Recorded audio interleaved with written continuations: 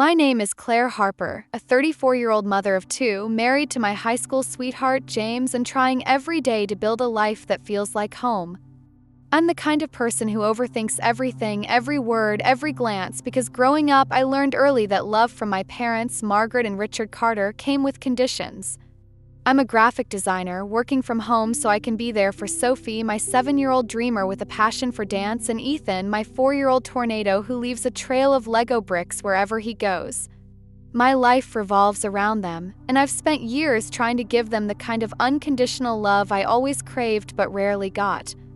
Maybe that's why, standing in my kitchen that late October afternoon, I wasn't ready for the phone call that would unravel everything. If you're listening, thank you for joining me. Where are you watching from today? Drop your location in the comments. Don't forget to like, share, and subscribe. Now let's walk through this together. Kitchen was my haven, filled with the warm glow of sunlight streaming through the window above the sink, casting golden flecks across the butcher block counter. The air smelled of cinnamon from a candle flickering on the windowsill, and the soft hum of the refrigerator was a quiet heartbeat in the background. Outside, the neighborhood was alive with the rustle of autumn leaves, a crisp promise of Thanksgiving just weeks away. I was chopping carrots for dinner, the rhythmic thwack of the knife steadying my thoughts, when Sophie and Ethan's laughter spilled in from the living room, a wild, joyful chaos that made my heart swell. I could picture them, Sophie orchestrating some elaborate game while Ethan followed, his giggles a melody I'd never tire of. I was already imagining our family's Thanksgiving at my parents' house, the clatter of plates, the rich scent of roasted turkey, the way my kids' eyes would light up at their grandparents' table. Then my phone buzzed, jarring me like a crack in glass. Mom flashed on the screen, and I wiped my hands on a dish towel, its coarse texture grounding me as I answered. Margaret Carter's voice was light, almost rehearsed, a blend of sugar and steel that always put me on edge. "Claire, honey, we need to talk about Thanksgiving this year," she said. For a fleeting moment, my heart warmed, clinging to the hope that this holiday might bridge the distance that had grown between us. "Of course, Mom, what's the plan?"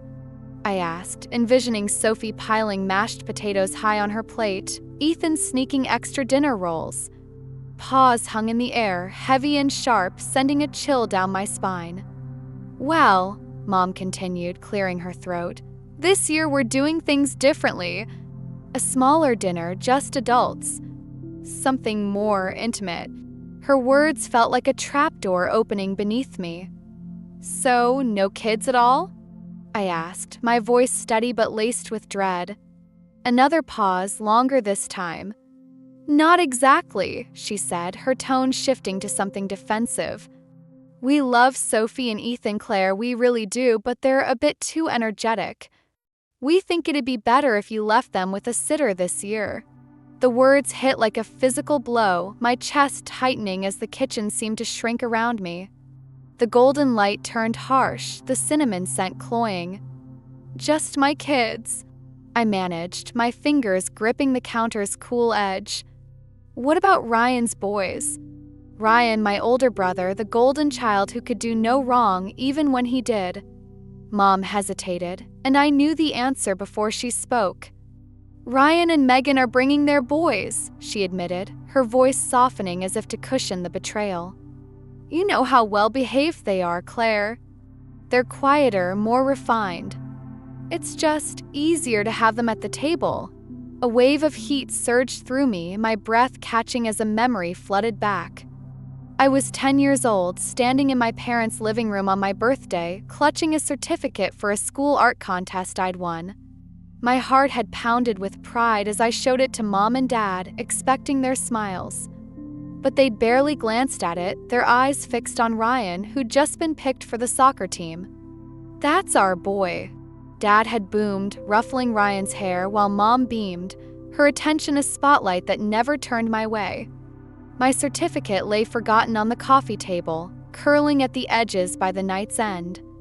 That old wound tore open now, raw and aching. They weren't just rejecting Sophie and Ethan, they were rejecting me again. "They're children, Mom," I said, my voice trembling with a mix of hurt and fury. "Sophie's 7, Ethan's 4. Of course they have energy, but they're sweet and they love you." Sophie's giggle echoed from the living room, a sound so pure it made my throat ache. "We just want a peaceful evening, Claire," Mom replied, her tone clipped, irritated, as if I were the unreasonable one. "It's not personal." "Not personal?" The words burned. It was as personal as it got. They were choosing Ryan's kids over mine, just as they'd chosen him over me my entire life. I swallowed the sharp words clawing at my throat, my mind racing. 4 years I'd played their game, bending over backward to earn their approval, ignoring the slights, Ryan's kids' school plays they never missed, Sophie's dance recitals they skipped, the extra shiny Christmas gifts for his boys. But this was a line I couldn't let them cross. Sophie and Ethan deserved better. I deserved better.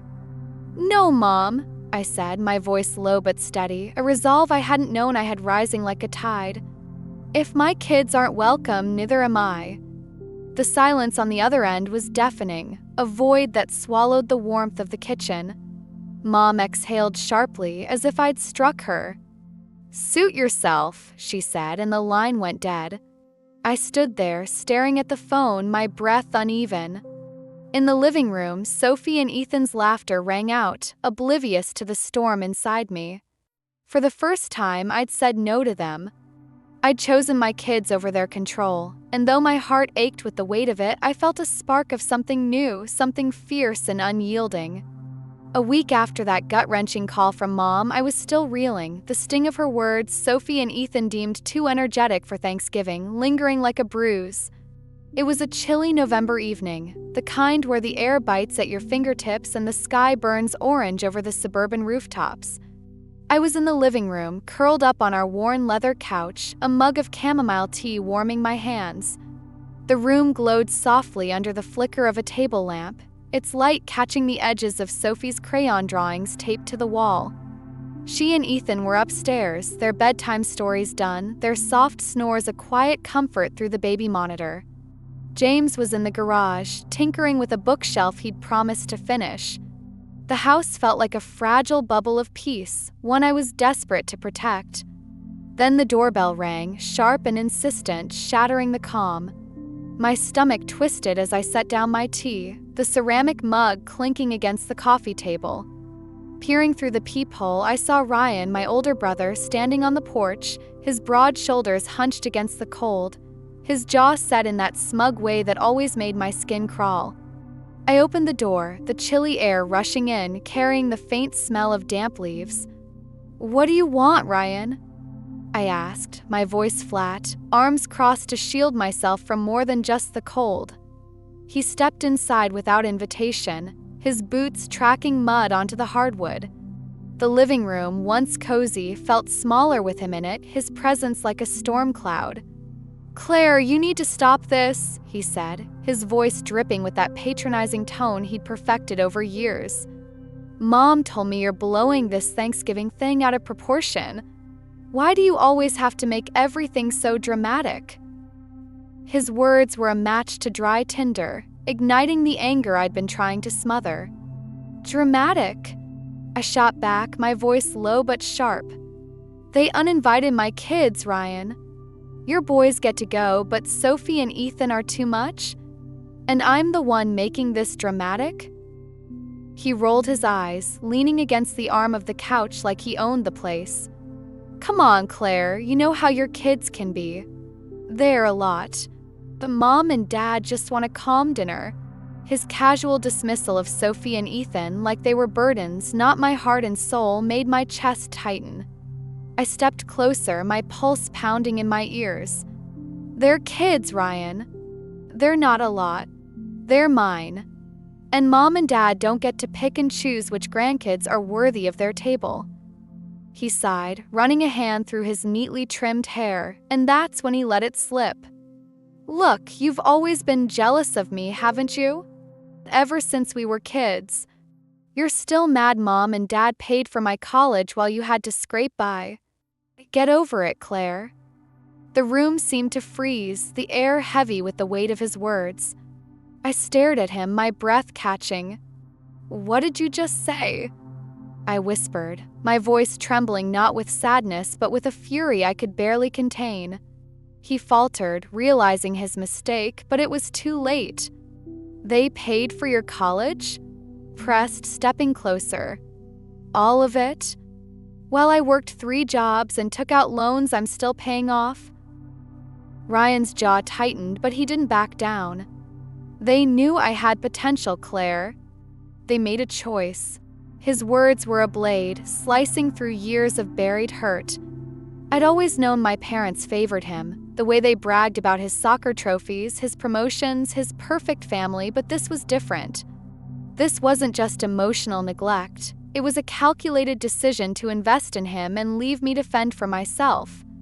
The living room, with its warm lamp and Sophie's drawings, felt like it was closing in, the walls echoing my realization. Their favoritism wasn't just in their hearts, it was in their wallets too. I'm not jealous, I said, my voice steady now, a fire kindling inside me. I'm done. Done with you, done with them, done with being the afterthought. If my kids aren't good enough for their table, we're not good enough for their world. Ryan's eyes narrowed, but he said nothing, just shook his head like I was a child throwing a tantrum. He turned and left, the door slamming behind him, the sound reverberating through the house. I stood there, my hands trembling, Sophie's drawings blurring through the tears I refused to let fall. For the first time, I saw the truth clearly. My family's love had always come with a price, and I was done paying it. The days after Ryan's visit felt like walking through fog, heavy and disorienting. It was mid-November now, and our house was a cocoon of routine, a sanctuary I clung to amidst the storm of my family's betrayal. The dining room, where I sat that morning, was bathed in soft gray light filtering through the bay window, the sky outside heavy with the threat of rain. Table was littered with Sophie's glitter-streaked art projects and Ethan's toy dinosaurs, a messy testament to the life I was fighting for. I was sorting through bills, the laptop screen glowing with numbers that never seemed to add up, when an email from my bank pinged. Unusual activity detected, it read. My stomach churned as I opened the statement, the faint smell of coffee lingering in the air, grounding me as I scanned the charges. Groceries, gas, a new TV, hundreds of dollars in transactions I hadn't made. My heart stopped when I saw the authorized user, Margaret Carter. The realization hit like a punch to the gut. Years ago, when Dad was recovering from surgery and their finances were tight, I'd added Mom and Dad to my credit card to help them through. It was supposed to be temporary, a lifeline until they got back on their feet. But life got busy, Sophie's dance classes, Ethan's endless energy, my freelance deadlines, and I'd forgotten to remove them. They hadn't reminded me. Instead, they'd been using my card for years, treating my money like their personal fund, all while dismissing my children as too much for their precious Thanksgiving table. The dining room, with its warm oak table and the faint hum of the radiator, felt suddenly cold, the walls closing in as betrayal sank its claws deeper. I stared at the screen, my hands trembling, the cursor blinking like an accusation. How had I not noticed? How had I let them take so much from me, my money, my dignity, my sense of worth? The memory of Ryan's smug revelation about their paying his college tuition while I scraped by burned fresh in my mind. This wasn't just negligence. It was theft, a calculated exploitation of the daughter they'd always taken for granted. I logged into my bank account, my fingers moving on autopilot, and canceled their access with a few clicks. The finality of it felt like cutting a chain, but my chest still ached with the weight of their betrayal. I didn't expect their reaction to come so fast or so viciously. 2 days later, as I was folding laundry in the upstairs hallway, the scent of lavender detergent mingling with the damp air from an open window, the mail arrived. Among the usual bills was a thick envelope, the return address in my mother's precise handwriting. I tore it open, standing in the hallway's dim light, the sound of Sophie practicing her dance routine downstairs a faint, hopeful rhythm. Inside was a formal letter, typed and official, demanding I reimburse them for the emotional and financial support they'd provided during my childhood. They'd itemized everything: food, clothes, school supplies, even doctor visits from when I was a kid, totaling $78,542. I laughed, a sharp, disbelieving sound that echoed in the quiet hallway. They were trying to bill me for being their daughter. The letter wasn't just about money. It was a power play, a desperate attempt to drag me back into their control. I sank onto the floor, the hardwood cool against my legs, the letter trembling in my hands.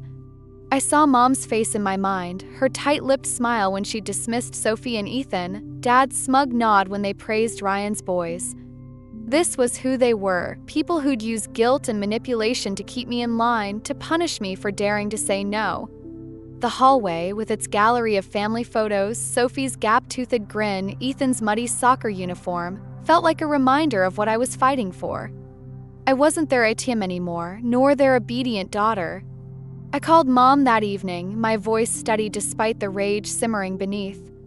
The phone rang twice before she answered, her tone cautious but laced with that familiar condescension. "Claire, I hope you've had time to think things over." I didn't let her finish. "I got your letter," I said, my words sharp as glass. "You think you can charge me for raising me? After stealing from me for years?" She gasped, feigning shock. "We raised you, Claire. The least you could do is support us now." I clenched the phone, the dining room's gray light now a stormy haze outside. "You made your choice when you rejected my kids," I said. "I'm done supporting you. Ever." I hung up before she could respond, my heart pounding but lighter, as if I'd shed a weight I'd carried too long. The rain began to fall outside, tapping against the window like a quiet applause. Sophie's music floated up from downstairs, a reminder of the family I'd chosen. They could send their letters, make their threats, but I was done being their pawn. This wasn't just about money, it was about reclaiming my power, my children's worth, and the life I deserved. I knew they wouldn't stop, that their next move would be worse, but for the first time I was ready to fight back. New Year's Eve was supposed to be a fresh start, a night to leave the past behind and step into a future we'd carved for ourselves. The living room was a warm glow of twinkle lights strung across the mantel, their soft flicker dancing on the walls. The air smelled of fresh popcorn and the faint sweetness of hot cocoa, steaming in mugs on the coffee table. Sophie and Ethan, in their mismatched pajamas, were buzzing with excitement, wearing glittery party hats that tilted comically on their heads. They darted around, giggling as they counted down the hours to midnight while James poured champagne, his quiet smile a steady anchor. TV played a muted countdown show, its festive music a backdrop to our little world. Outside, the neighborhood was alive with the distant pop of early fireworks, the winter air sharp and crisp through the cracked window.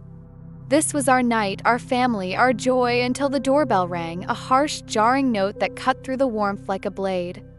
My stomach twisted as I froze, the champagne flute cold in my hand. James glanced at me, his brow furrowing. "You think?" he started, but I already knew. I set down my glass, the clink against the table too loud in the sudden hush, and walked to the door. Peering through the peephole, I saw them, Mom, Dad, Ryan, and Megan, standing on the porch like a tribunal. Mom clutched a large, beautifully wrapped gift box, its red bow gleaming under the porch light, a prop in their performance. My heart pounded, a mix of dread and fury rising like a tide. I considered ignoring them, letting the door stay shut, but something in me, maybe the part tired of running, pushed me to open it. The cold air rushed in, carrying the faint scent of snow and pine. "What do you want?" I asked, my voice flat, arms crossed against the chill in their intrusion. Mom's face lit up with a forced smile, the kind she used when she wanted something. "Happy New Year, sweetheart," she said, her tone syrupy, holding out the gift like a peace offering.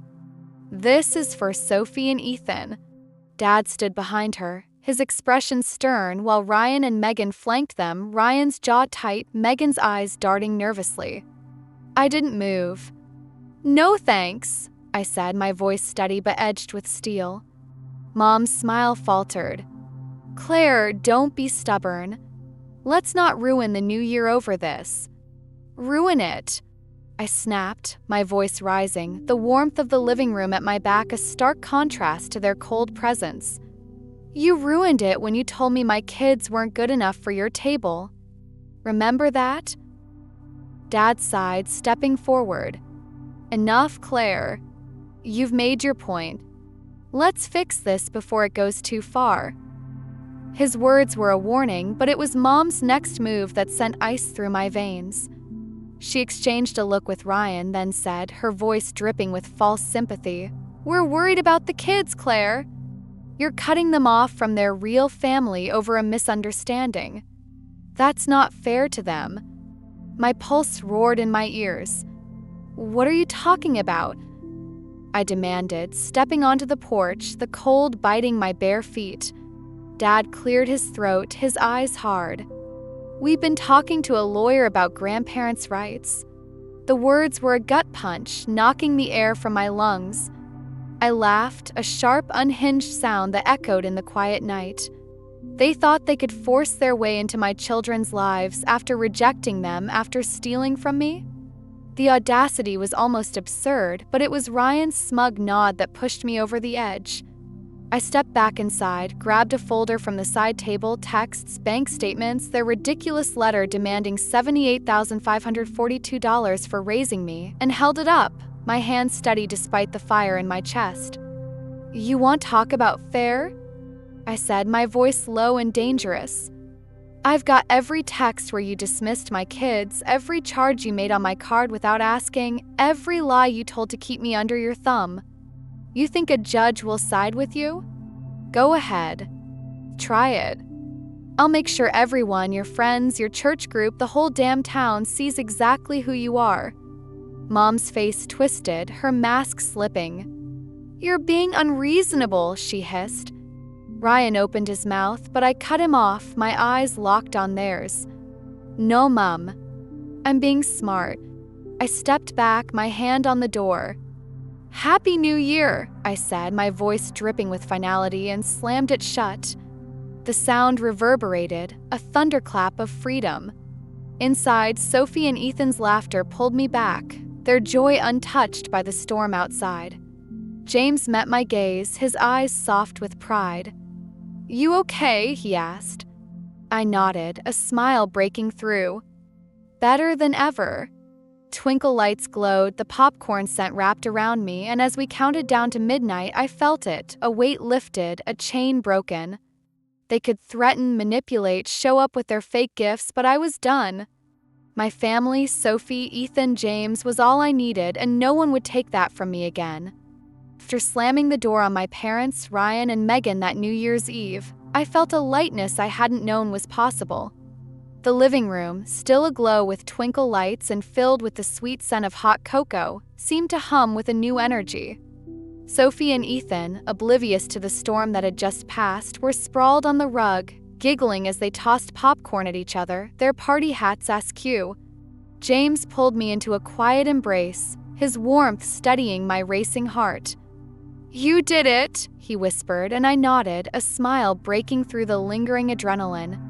That night, as we counted down to midnight, the kids' cheers drowning out the TV's festive jingle, I knew I'd crossed a threshold. I wasn't just closing the door on my family's toxicity, I was opening one to a life where I defined my own worth. Thanksgiving had been our first test, and it was everything I'd hoped for.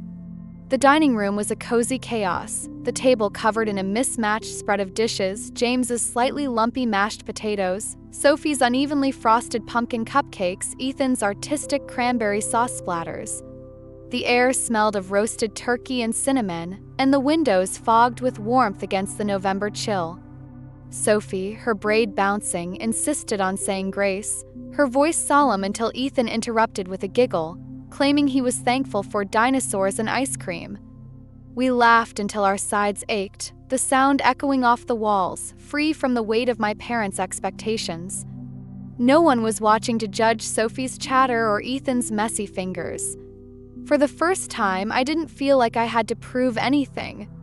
This was our family, messy and perfect, and it was enough.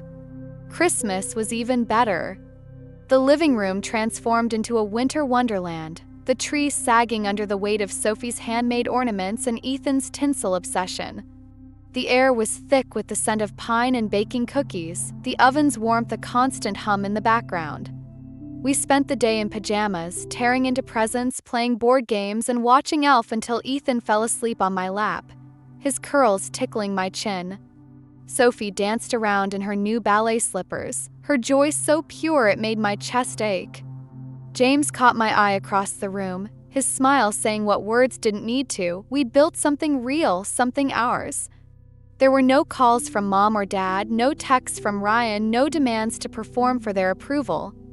The silence was a gift, a space where I could finally breathe. By spring, that freedom had settled into my bones.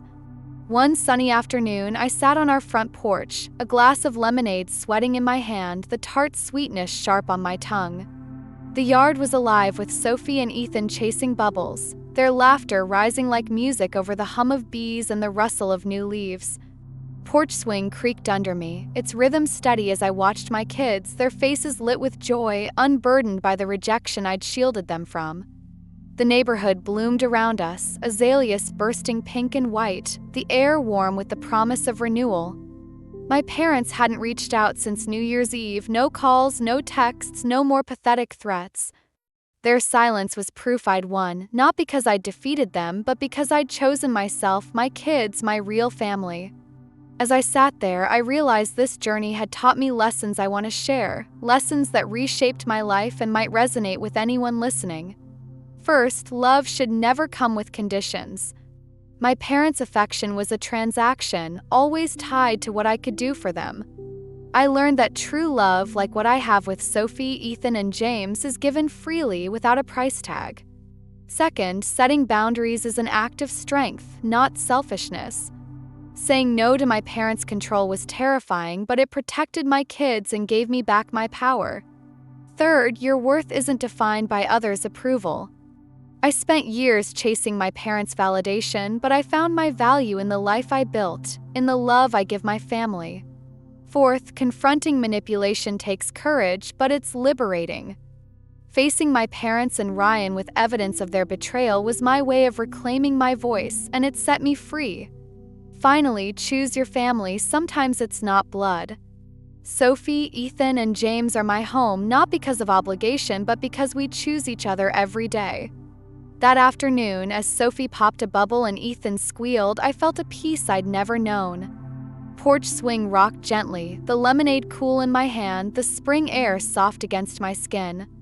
My parents had tried to chain me to their expectations, their demands, their version of family, but I'd broken free. They'd underestimated me, thinking I'd crumble without their approval, but I was stronger than they knew. I looked at my kids, their faces glowing with the kind of joy that comes from being truly seen, truly loved. This was my victory, not just protecting them, but finding myself again, whole and unapologetic, in the life we'd built together. If this story resonates with you, if it reminds you to stand up for your own worth, please like, share, and subscribe to the channel. Your support helps spread these stories of strength and freedom, inspiring others to find their own path.